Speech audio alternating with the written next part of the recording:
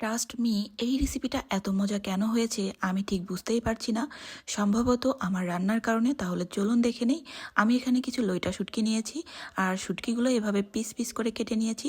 তারপরে শুকনো প্যানে কিন্তু এভাবে একটু টেলে নিচ্ছি, এর সাথে থাকা ব্যাকটেরিয়াগুলো কিন্তু দূর হয়ে যাবে।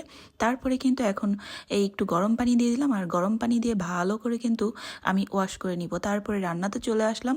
রান্না করার জন্য প্রথমেই কড়াইয়ের মধ্যে দিয়ে দিলাম বেশি করে সরিষার তেল। এই রেসিপিটা কিন্তু সরিষার তেল দিয়ে করলে বেশি ভালো হবে।